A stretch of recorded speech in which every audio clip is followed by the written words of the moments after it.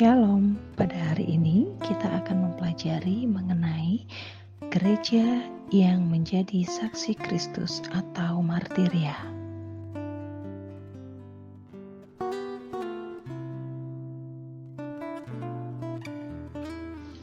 Sebelum kita melakukan pembelajaran, marilah kita berdoa sebelumnya. Dalam nama Bapa dan Putra dan Roh Kudus, amin.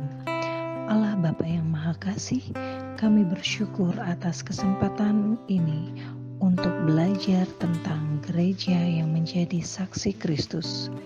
Bimbinglah kami dengan Roh Kudus-Mu agar kami memahami dan menghayati tugas kami sebagai saksi Kristus dalam kehidupan sehari-hari.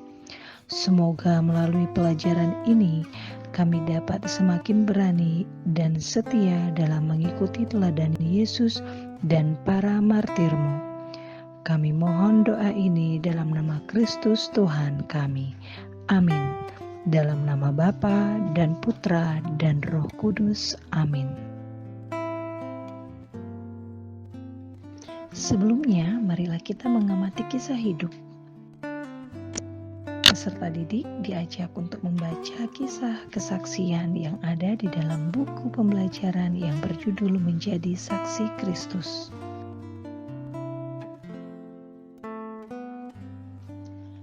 Setelah membaca kisah tersebut, kita akan mendalami kisahnya melalui menjadi saksi Kristus tidaklah mudah.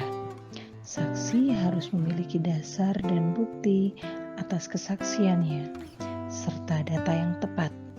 Meskipun kita tidak melihat langsung Yesus atau karyanya, pengalaman iman kita seperti kesembuhan melalui doa dapat menjadi bukti karya nyata Tuhan dalam hidup kita.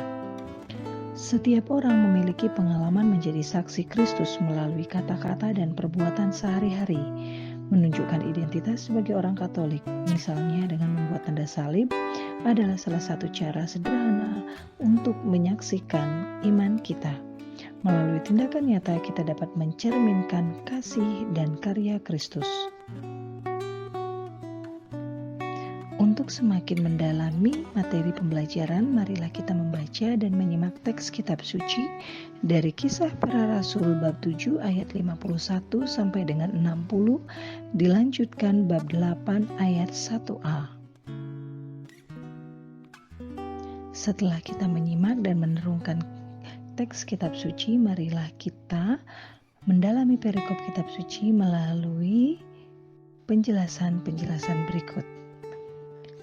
Menjadi saksi Kristus akan menuai banyak resiko, seperti yang dialami Stefanus, martir pertama, dan para martir lainnya sepanjang abad.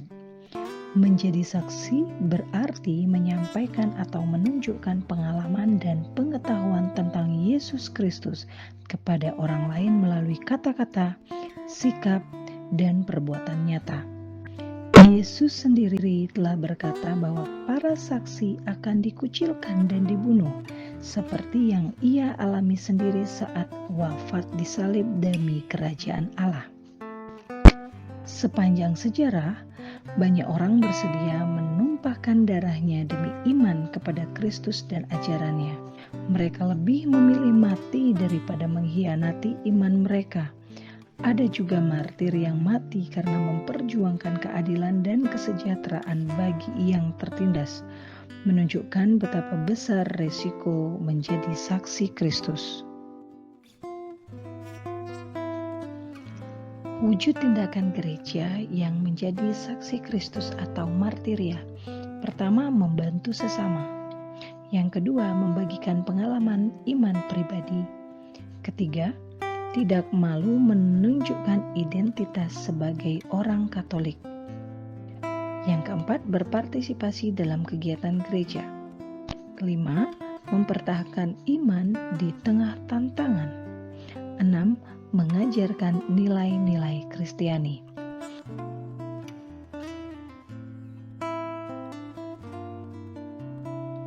Untuk menjadi bahan renungan dan refleksi, kira-kira upaya apa yang akan saya lakukan dalam mewujudkan karya pastoral gereja.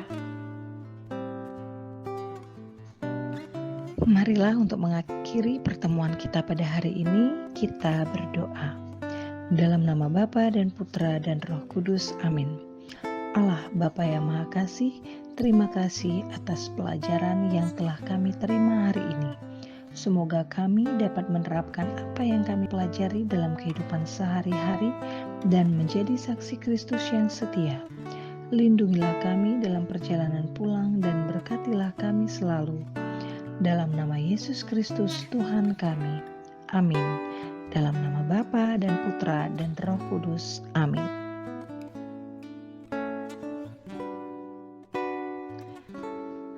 Terima kasih atas pertemuan hari ini. Sampai jumpa dan Tuhan memberkati.